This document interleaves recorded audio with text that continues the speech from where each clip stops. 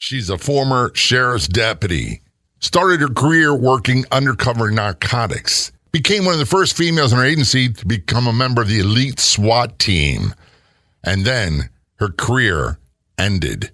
She's now a lawyer, and her passion is helping first responders achieve better mental health. Welcome to the Law Enforcement Today radio show. I'm your host. My name's John J. Wiley. In addition to being a radio broadcaster, I'm a retired police sergeant. For the latest news articles and much more, check out our website, letradioshow.com. In the Law Enforcement Today show, we'll be joined by special guests. We'll be talking about their experiences and issues affecting law enforcement officers, first responders, their families, their community, and victims of horrendous crimes. Be sure to like us on Facebook. Our page is Law Enforcement Today Radio Show. Check out the daily articles on our website, letradioshow.com. And while you're there, download our free app. There was social media, and then there was social audio. Now the Breakout app combines the best of both. Best of all, the Breakout app is free with versions for iPhone and Android devices. You can download the app for free at the App Store and Google Play, or you can download for free at www.letbreak.com. Calling us from Texas, we have Bridget Truxillo on the phone. Bridget is a former Alachua County, Florida Sheriff's deputy. She's now an attorney. She's also a big advocate for first responders, preventing mental health disasters and issues. And we'll explain that a little bit later on. Bridget, first of all, thanks for your service. Secondly, thanks for being a guest on Law Enforcement Today's show. Very much appreciated. Well, thank you for having me. I'm excited to be here. I love your show. For those who don't know where Alachua County is, Alachua County, Florida is where Gainesville is, where University of Florida is. And it's about, is it fair to say about an hour and a half above Orlando and about an hour and a half from the Georgia state line, correct? About, yeah. We're sort of, yeah. We called it North Central Florida, or it's called North Central Florida, which people don't care about, but you got it. I was there. I did a morning radio show in Lake City, Florida for about 5 years. And I want to tell you something about North Central Florida. We had snowflakes my last year there. It snowed. Oh, wow. It gets cold in the wintertime and really hot in the summer. So here's one thing about Gainesville and Alachua County that people don't understand. You think nice college town, you think nice college county, all these great things. Some serial killers like Ted Bundy preyed on victims in Gainesville. It is a no-joke area. Their law enforcement people are under tremendous stress all the time. That's correct. Yeah. And now my mind is blanking on, there's another serial killer. I can't remember. Was it Henry Lee Lucas or something like that?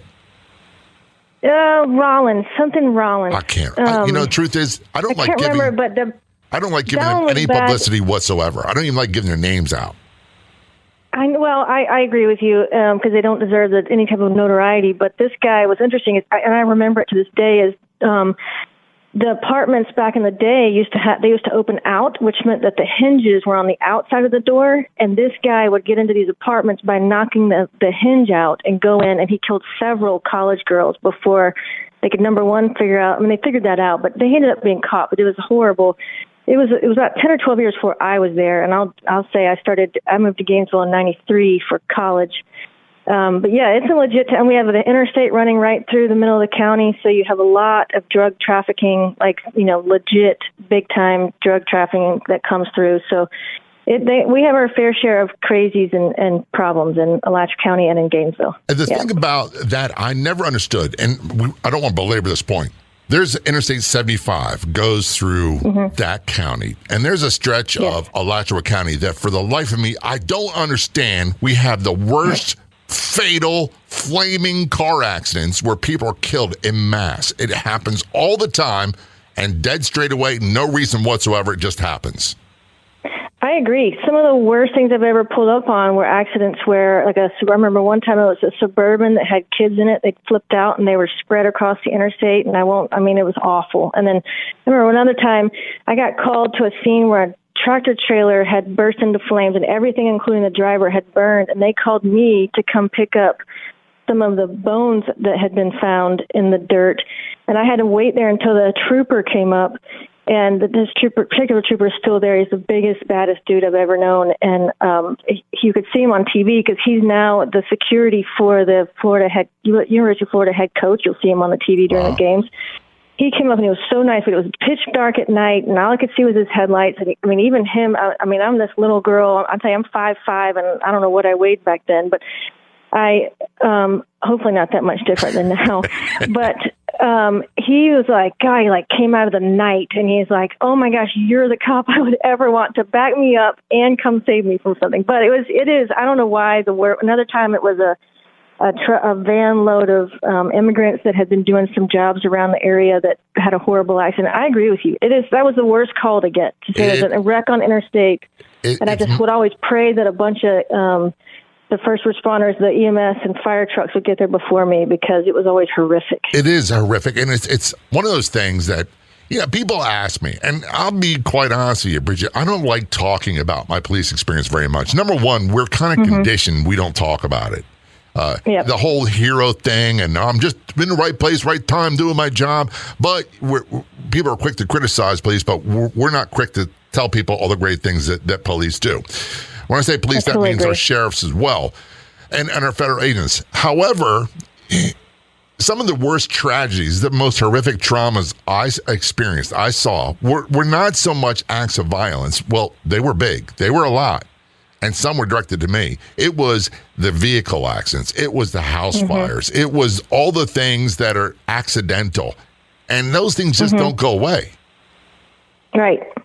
I mean, and also the mental health issues. I remember one of the very first calls I went on was a lady who was, in Florida, it's called a Baker Act, where you get involuntarily committed for about 48 to 72 hours. And we got called, this lady was trying to get herself in. She had a serious mental health issue, and she was crazy, but I remember some of the stuff she said was funny. But I'm not like I wasn't laughing at her, but just some of the stuff she would say, and she said it to me.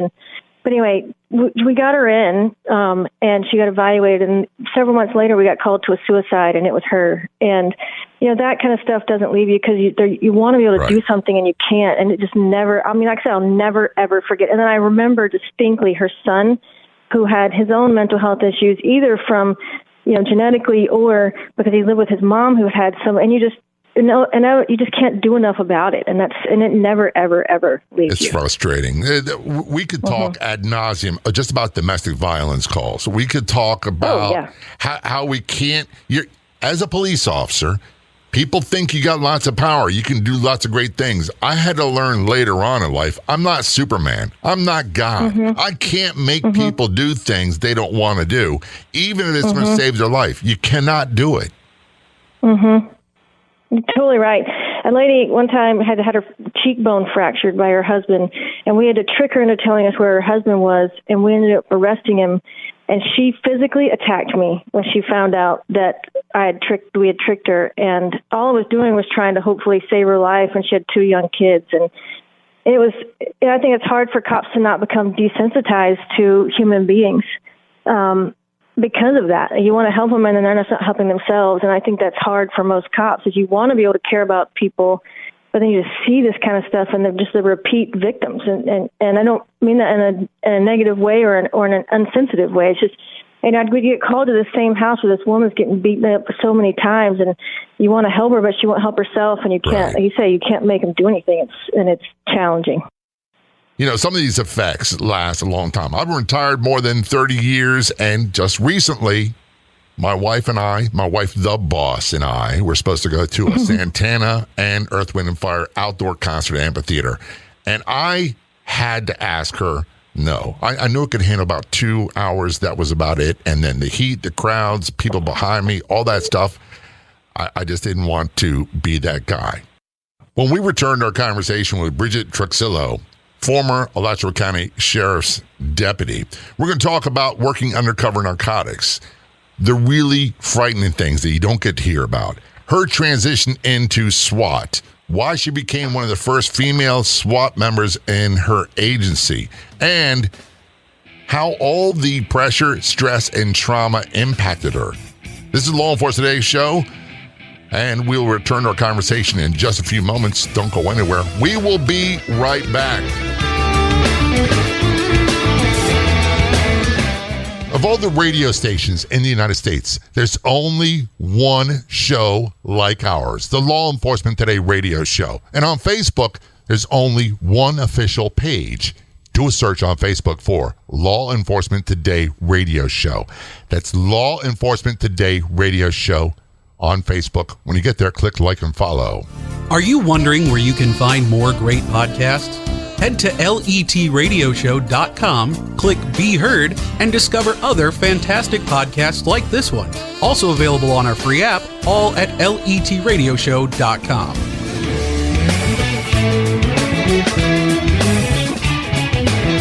This is Law Enforcement Today Show. Returning our conversation with Bridget Truxillo, calling us from Texas. She is a former Alachua County Sheriff's Deputy. That's in Florida. She worked in patrol. She worked in undercover narcotics. We're going to talk about it in a moment. Transferred into and became one of the first females in her agency to become part of the elite SWAT team. Bridget, we could talk about the traumas, all the things you were talking about, and I could relate. Everything you were saying, I could relate to. But your career, let me ask you this. Did you have a calling, a vocation to go into law enforcement, or was it something you wanted to do for a long time, or you just stumbled onto it? Well, nobody in my family that I'm aware of, I mean, way back, has ever been in law enforcement. So I was at the University of Florida getting ready to graduate. So it was not something that I had a long calling for. But I've always been somebody that I moved around a lot growing up, so I always sort of felt like the outsider and wanted to be the insider, and so always took any type of injustices or meanness really hard or personal, which might sound strange because you're like, oh, you're on SWAT, you can take so much, but also that's what led me to that. And so I always had this where I feel like something that's wrong, even with my kids now, if I hear about something that's mean, I just think that has to be addressed and fixed and solved, and also makes being a cop challenging for all the reasons we just talked about, because so much of it you can't fix or solve. But so I was getting ready to graduate at the University of Florida and didn't want to go into the field that I was graduating in. And I joke around and say that I watched the movie G.I. Jane and thought it was cool, so I decided I'd go that route, which is a joke because no disrespect to any Navy SEAL, that was not my chosen path. But I decided that I wanted to do something along that route to help. I believe strongly in the rule of law and the Constitution, and I believe that you need people out there helping to keep people safe. So I decided, and I wanted a job that would require me to be fit, because fitness has always been something that's important to me. And I thought, well, even better if I have a job that makes me keep up with it. And so I thought I would do FBI or DEA, some federal route, and contacted them, and they told me at the time, like, basically, you're just too young, go get some experience. And so I decided to get law enforcement experience and reached out to somebody I knew at the sheriff's office, and he recommended that I do a couple ride-alongs and see if that's something I wanted to do. And it was immediately a very eye-opening experience to see things like domestic violence victims or theft, or go upon burglary calls, or an alarm goes off and you don't know if you're pulling up on a robber with a gun or whatever. But then I decided to do it anyway. So the week after I graduated the University of Florida, I started the police academy. Ended up getting hired by the sheriff's office and paid through the academy, thankfully, because otherwise you're just worse than broke. And it wasn't making great money, but it was better than nothing. And then once I got into the sheriff's office, I just loved it. I couldn't believe that, the power that comes along with the job always felt, I want to say heavy, but what I mean by that is I never took the power lightly. I remember the very first time I pulled somebody over, my field training deputy, I said, oh my gosh, that guy ran a red light. Can I pull him over? And he said, I don't know. Can you? I was like, I don't know. I just want to pull him over here. And he's like, yes, you can. Go make the decision and do it. So I did. And I couldn't believe I had the power to pull somebody over, make them stop their car. And if they ran from me, I could chase. I mean, just all of it. Like, oh my gosh, this is it's significant. And so I always took it serious, but then I very quickly, because I still wanted to do federal law enforcement, wanted to get something just beyond patrol that would position me well for that. And I just really liked the idea of narcotics, also because I didn't think I thought it would take forever for me to become a detective. And luckily they needed a female in the narcotics unit. So within the first year, I transitioned to the narcotics unit, and the very first day I went and bought crack rock. And I'll tell you, I've never done a drug in my life, so it was quite a joke for me, shocking to me that anybody would sell me crack. But I spent the next 3 years basically buying crack for a living. In Alachua County, did you ever see yourself, look, I'm going to go out there and buy crack. That's going to be my life's ambition. No way. I mean, I was saying I didn't even know what it looked like. I mean, I'd never even smoked marijuana up to that point. I mean, of course, I knew what that looked like, but I'd never been in a crowd that did cocaine, or at least not in front of me, or any other drug. And so I couldn't believe it. But at the same time, the sheriff that we worked for gave us a lot of training, and so I felt like we got trained all the time, and I felt, and you're just young and dumb, when you first start out, I'm like, I'll be fine, I can handle this. Yeah. And then inevitably, I'm 6 foot tall and bulletproof. You were 5'5" and bulletproof. Nothing's going to stick to me. I'll be great. Oh yeah. Yeah. Oh no, that bad stuff happens to other people. I'll be fine. I have the gear. I have the vest on every day.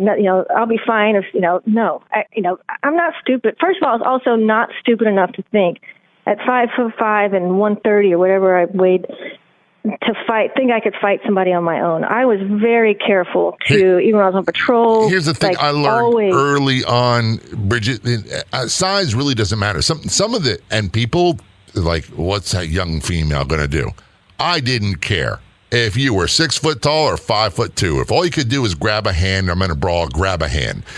One things we learned early on, I was 6 foot, 210 pounds, benching 300 pounds. I was in really great shape. And I had serious questions while I was physically tough enough to do this. But they said, no matter how big and bad you are, there's always someone crazier or luckier. They punch you on the butt and it's over. They get you on the chin, it's done. Yeah. You can't fight everybody. That's what backup is for. And that's what using your head is for.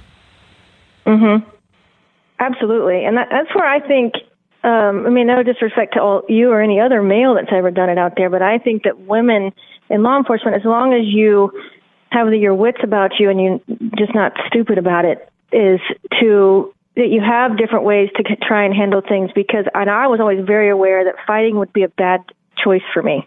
You have to if you have to, but that if I could go about other ways or stall for 10 minutes to get back up so that somebody wouldn't try and fight me, or to make it a much calmer. And sometimes you have no control over that from so many reasons that you know of and anybody out there listening knows of. But anyway, so I did narcotics, and then with my first month of narcotics, they had an opening on SWAT team, and I just thought that would be the coolest physical challenge that I could ever possibly do. I remember calling my dad and said, "Dad, you're never going to believe what I did today." And he said, "What, honey?"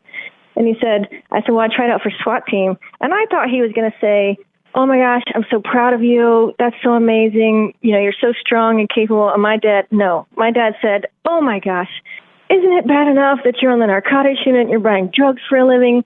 Honey," and I was so disappointed. But in hindsight, and now that I have 3 kids, I totally agree with him. Yeah, I can kind of see the warning. And we're during our conversation with Bridget Truxillo. We'll touch on that, and we'll touch on what happened to her when she was a member of the elite SWAT team in Alachua County, Florida, and how it contributed to the end of her career in law enforcement. This is the Law Enforcement Today show. We're going to take a short break. I promise you, we'll be right back.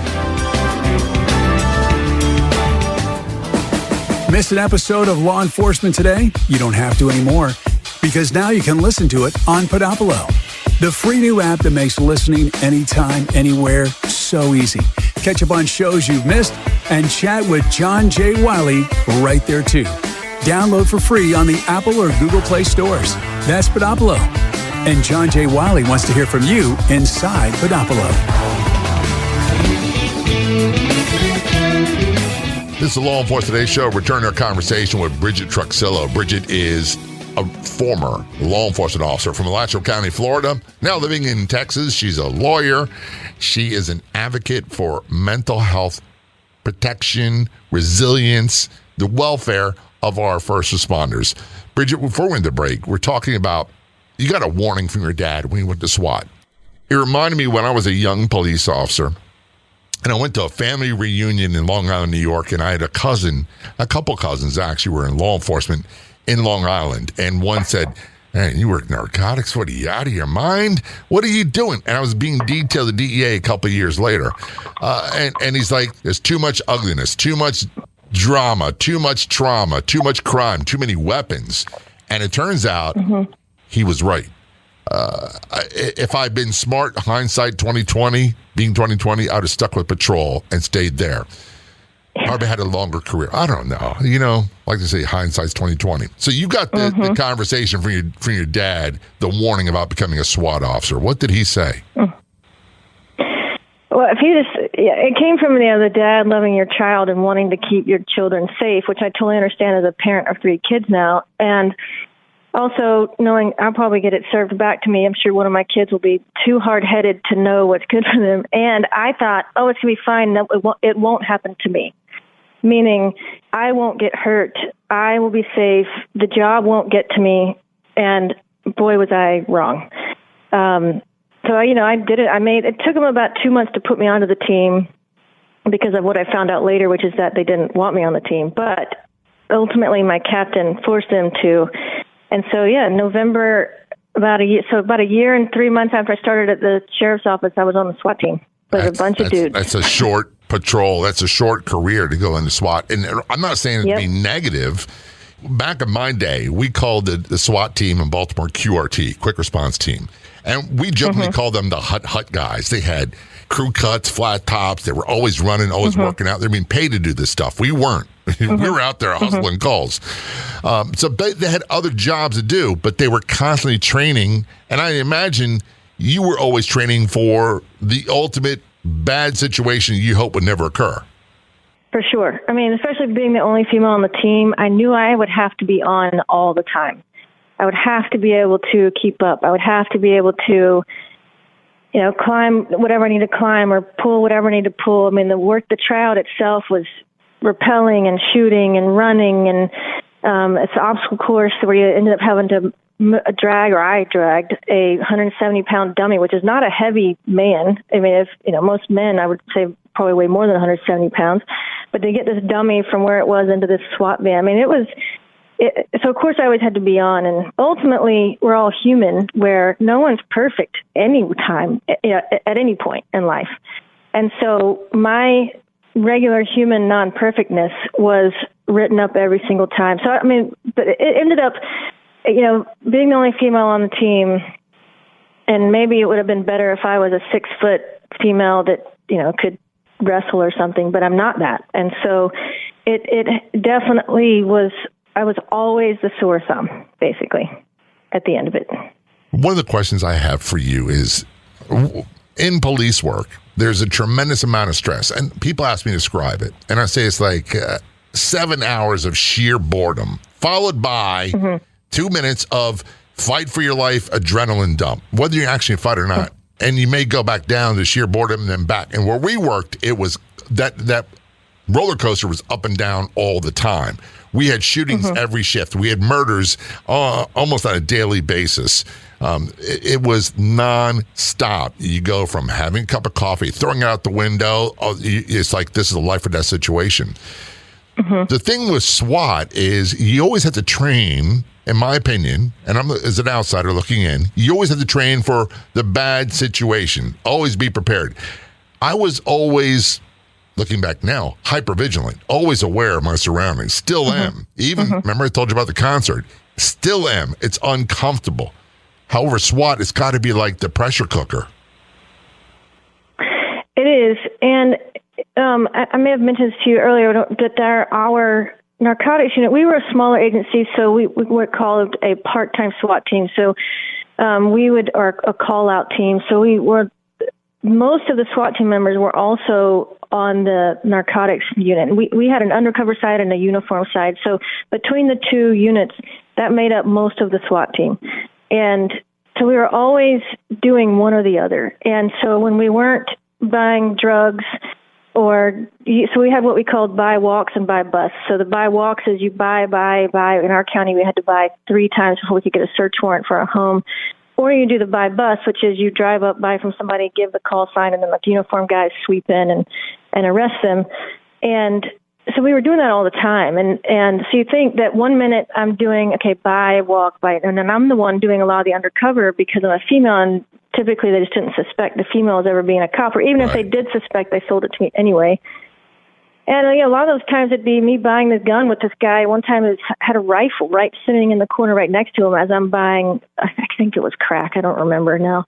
But I definitely remember the rifle being right next to him. And I had to do this 3 times by myself in a rural area where my backup had to stay far away because there weren't enough cars around to really get close. And then, getting the search warrant for it. And the search warrant process is kind of long and dull. And you're writing the stuff and taking it to attorney. And then the next moment, we're gearing up and we're prepping the SWAT team and we're running in, blazing, and guns and SWAT vehicles and this. And then you're wrapping up and hopefully nobody's going to shoot at you, which thankfully they didn't, And so it is a lot of like mundane leading up to the holy, SH bleep T, where, or then the call outs where we had, doing our job and then we'd go home and we'd go to sleep and then an hour later we get a call out because there's a guy who's high on meth shooting a rifle out into his neighborhood. And if you don't know what the difference between the rounds is, a rifle round goes through almost anything but like concrete. Right. And versus a handgun round will get stopped. And so this guy's shooting a rifle round in the neighborhood and we have to go stop it. And you think, holy, this is what we do. This is what we go in to face a rifle round so that we can save the people in the neighborhood. And thankfully, he survived. He ended up, I don't know, I can't remember what he did. He stopped shooting and we got in before he started shooting again. So, everybody was okay. And nobody died, which is always a good day. And then you have to find a way to unwind to become Bridget again. Oh, yeah. Yeah. And being a female and all that, unwind to be Bridget, which is a female. So I go in, I'm like, okay, well, I'm not going to wear makeup and I'm not going to buy shoes with pink on it because I don't want anybody to it's even more obvious that I'm a girl. Like looking back on that, I'm like, that. Yeah. Just put the you are who you are, right? Wear the makeup. They're going to have issues with me anyway. But I was like, nope, I'm not going to wear. I didn't wear makeup for years after that. I'm telling you, I went to law school and at the end of law school, I'm like, oh, wait a second, I can wear makeup now. And so, I mean, it was so many ways to come, like you said, the hypervigilance of you want to go home at the end of the day. And yes, I was young and dumb thinking, oh, it'll never happen to me. But I wasn't dumb enough to think that, I saw this bad stuff all the time and think people die when you least expect it. And I don't want it to be me. And then to come home and try and be a girlfriend again. Yeah. It was a roller coaster. I have this saying, and the only way I can really describe it was, I was married at the time when my career was ending. It was a highlight of my life. And I used to have this psychological thing I did where when I was pulling off the Velcro from my soft body armor, I thought I was transitioning from Cop J to Husband J and Father J. And for a long time, to be honest with you, Bridget, I did fairly well with it. It was a great tool. It was like his mental undressing and going through this process of trying to transition. Until it didn't work anymore. And I couldn't pull off enough Velcro to be Dad J and Husband J. And I was the guy who was sitting in the lazy boy chair drinking himself and didn't want to talk to anybody until I passed out. That was what I became. This is Law Enforcement Today's show. We'll return to our conversation with Bridget Truxillo in just a few moments. There's some startling stuff heading your way. Don't go anywhere. We'll be right back.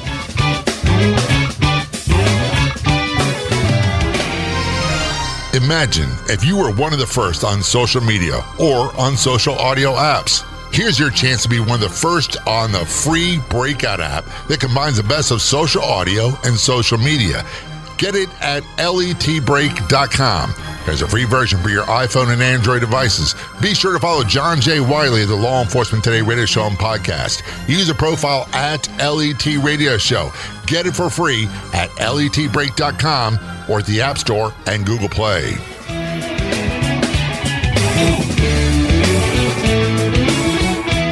This is the Law Enforcement Today show. Return to conversation with Bridget Truxillo. Bridget is a very interesting person with an interesting backstory. She is a former Alachua County, Florida Sheriff's Deputy, worked patrol, undercover narcotics, SWAT team member, left law enforcement, which we'll talk about in a moment. She's now a lawyer And she is passionate, which she'll talk about helping first responders and law enforcement in particular with their mental health, preparedness, protection, resiliency, all that stuff.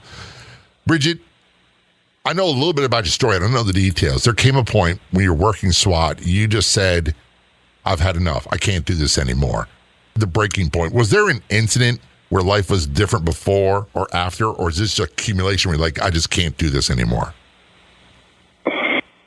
Yes, there was a distinct tipping point. Like I said, I was always, the girl. And I just kept thinking, as long as I can show them I can do it, they'll get over it. As long as I can show them I can be a good operator, that will matter. And even, our SWAT team, and they still do now, and I'm still proud of them, that they compete in SWAT Round-up International, which is in Orlando every year. It's an amazing event where SWAT teams from around the world come to compete.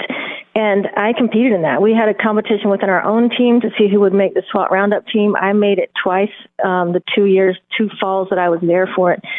And which means I beat out some of my own guys to make the SWAT Roundup team. And then I competed, internationally with other teams. And we placed in the top 20 out of 76 teams, the top 10 and then the top, or 20 and then the top 10. So I showed them I could do all this physical competition, the shooting, I could do it all. And then it ultimately didn't matter. And along the way, there were 3 separate incidents. I'll never forget the last one where my SWAT commander, they one time said, "Oh, well, you're only on this team because our captain made me put you on." And I blew it off. I'm like, okay, well, I'll prove to him that won't matter. And that's my attitude too. Yeah. I'll show you. Look, I'll show you. Yeah. And then finally, I remember he and I were working out in the gym, which is, I think a testament. Like, he and I are the only ones in there in this very nice gym our sheriff got together for us, and I'm working out. I was the only one ever in there with him. And he said to me, I don't know how it came up, but I remember him saying again, "Well, the only reason you're on this team is because the captain made me put you on." And I remember turning around and looking at him saying, "Lieutenant, I heard you the first 2 times." And I turned around. I wanted to walk out. I wanted to slam a door. I wanted to say, just whatever. But I was like, nope, I am not going to let him get to me. I'm going to stay in here. I'm going to finish my workout. And I remember it was awful. And not long after that, I went to him and said, look, was always getting written up, and I don't want to belabor that point, but finally I went to him one day. I saw something that one of the other guys did where if I had done it, it was egregious. It was bad. And if I had done it, I would have just been 500 mountain climbers, written up, 6 months, for whatever. So I went to him and I was like, look, I don't want better treatment. I just want equal treatment. He's like, what are you talking about? So I didn't say who it was, and I kind of just tried to give like a generic example of what I'd seen. Well, it turns out he went to my whole team and told them I was trying to rat out my fellow SWAT teammate, who's also my sergeant on the narcotics unit, which I never did. I just was saying, just treat me equally. That's it. So after I had done that undercover buy where the guy was holding had the rifle right next to him the whole time, I found out later that when we were on our way to execute that search warrant, that the guys in the SWAT van, I got to drive the equipment van. They never let me be on the entry team.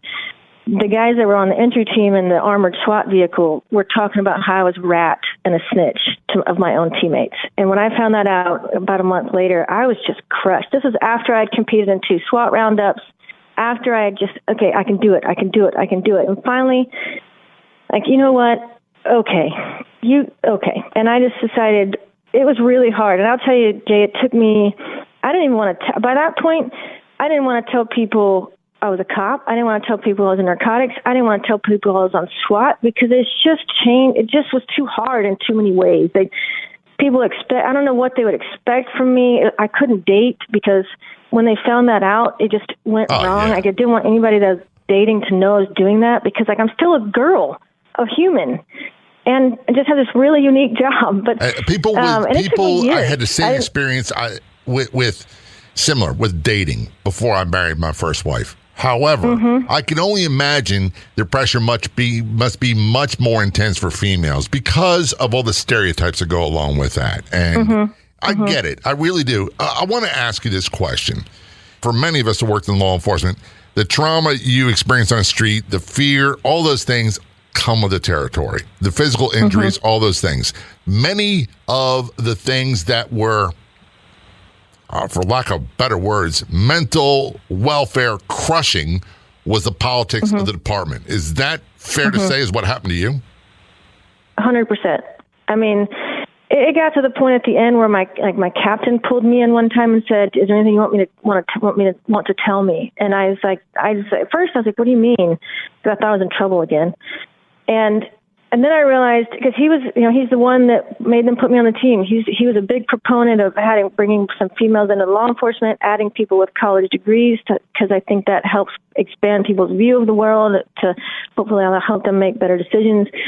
And he asked me again, and like 3 times, and finally I was like, oh, they were giving me such a hard time. He wanted to know if I wanted to make a complaint, and I was like, nope, I'm good. One of the things that we would do is, and you didn't have this option, and be fair or not, doesn't matter. Some of the best police I worked with were female. I'll just say it right now. And some of the biggest cowards I've ever worked with were the biggest, burliest, most muscular guys. So the stereotypes and the way people view people is not fair. It's not accurate.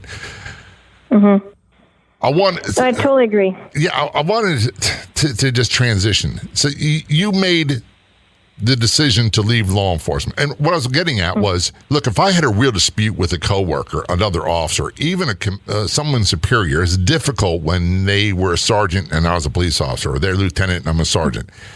However, if it came to it, there were many disputes that were settled in the parking lot of the district station house. The guys would go out there in the garage and fight, and they'd be settled. That's the reality of how it was way back in the day. You didn't have that option. So you decided to leave law enforcement. No, you're right. Because what I realized during that time, I'm like leaving. I found out about them calling me a snitch. I was at a law enforcement party, and I couldn't stay. I left, and I was in tears. I almost couldn't drive. I was like so crushed. And then I walked in my captain's office the next week, and I said, "You know what? You're right. Take me off SWAT. Take me off narcotics right now." I knew at that point I was going to go to law. I was leaving to go to law school. I'd taken the LSAT, and I was going to be leaving 3 months later. And he did. He immediately moved me, and I was like, "And I want day shift. I'm tired of working nights. Put me on day shift." So he did. And next week I got day shift, and I was off SWAT and narcotics, and that was, you talk about going from 60 to 0. I mean,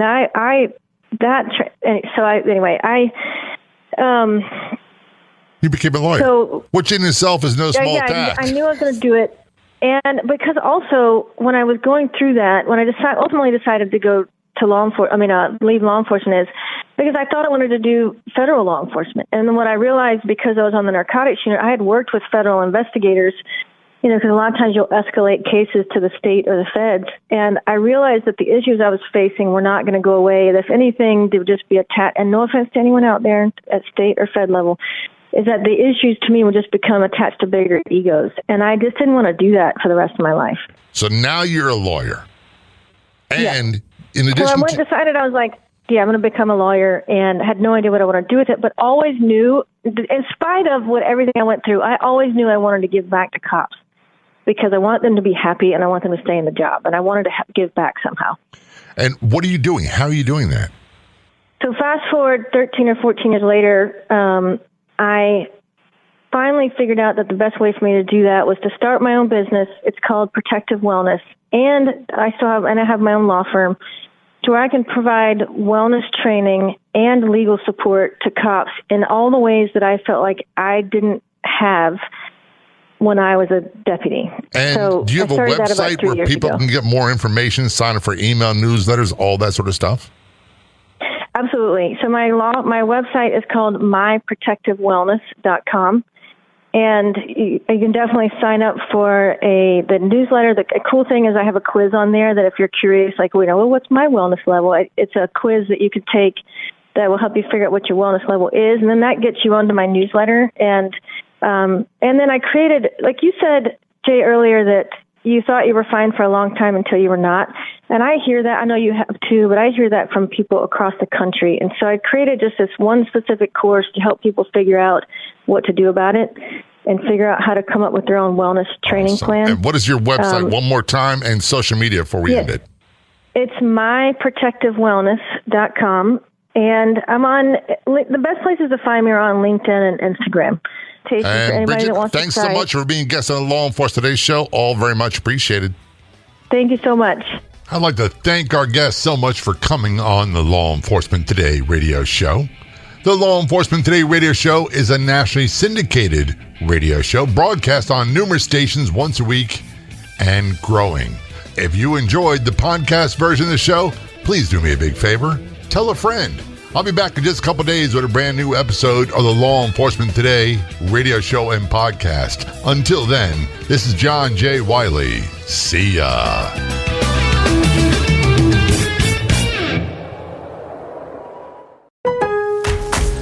Kick off summer with Memorial Day savings at Lowe's. Right now, get 5 Scott's Naturescapes 1.5 cubic foot mulch bags for just $10. Plus, get up to 40% off select major appliances and save an extra $50 on every $500 you spend on select major appliances $396 or more.